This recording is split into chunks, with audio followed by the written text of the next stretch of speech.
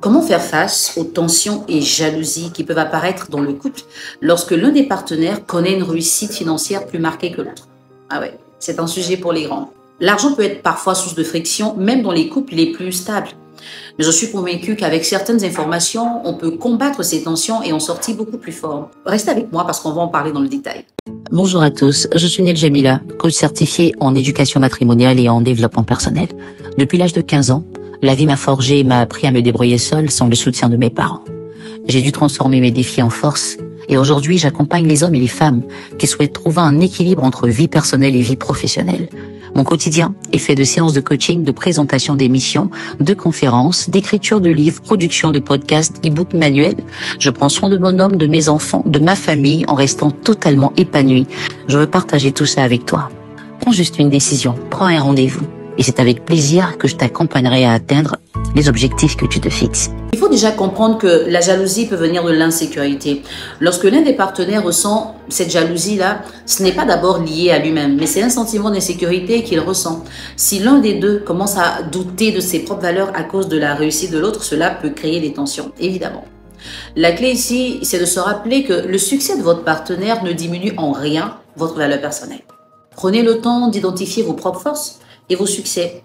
Même s'ils sont différents, c'est important de le faire. La réussite financière d'un partenaire devrait être comme une victoire commune. On est une équipe quand on est en couple. Donc si votre partenaire réussit, il est aussi évident que vous en profitiez pour atteindre vous aussi vos objectifs. Il faut que vous puissiez vous encourager mutuellement et fêter ensemble vos victoires. En fin de compte, ce sont ces moments-là qui vont renforcer votre relation. Il faut éviter de comparer les parcours et les revenus. Les parcours professionnels et financiers sont rarement linéaires. Ils sont souvent influencés par de nouveaux facteurs. Comparer vos revenus et vos réussites peut rapidement devenir toxique. Acceptez que chacun avance à son propre rythme et selon ses propres ambitions. Plutôt que de vous comparer, concentrez-vous sur la réalisation des projets que vous avez en commun. N'arrêtez pas de communiquer parce que si votre situation commence à créer des tensions, vous devez vous parler. Exprimez votre ressenti sans accuser l'autre.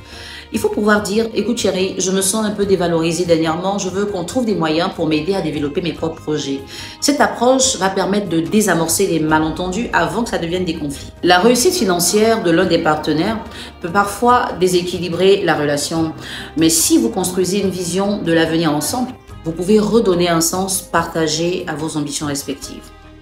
Quelles sont vos aspirations communes? Quels sont les projets qui vous motivent tous les deux, par exemple? Cette vision commune va vous permettre de recentrer la relation autour des valeurs et des buts que vous partagez ensemble, au-delà de vos réussites individuelles évidemment. Apprenez à respecter l'indépendance financière de chacun, c'est important. Il faut tout simplement définir des objectifs communs. Pour éviter les tensions, il serait bien par exemple de garder une part d'indépendance financière. Chacun peut avoir des comptes séparés pour ses projets personnels, tout en contribuant aux dépenses communes. Cela va donc permettre de maintenir un équilibre et de respecter l'autonomie de chacun. Définissez des objectifs financiers communs. Ça peut être épargner pour un voyage, acheter une maison ou planifier l'avenir des enfants. Cela va créer un sentiment d'équipe, même si les revenus ne sont pas identiques. Pour terminer, il faut retenir que les tensions autour de l'argent et de la réussite sont naturelles, mais ça ne doit pas ébranler les fondements de votre couple. Il faut donc travailler sur la communication, célébrer les victoires de l'un et de l'autre et il faut construire un avenir commun. Vous allez réussir en respectant ces étapes à transformer ces tensions en force pour votre relation. J'espère que ces conseils vous aideront à y voir plus clair. Et si vous avez anecdotes, expériences vécues, n'hésitez pas à partager, sinon ça va forcément aider quelqu'un. Pour les personnes qui souhaiteraient avoir un accompagnement, prenez rendez-vous. Merci d'avoir regardé cette vidéo et à très bientôt pour un autre sujet.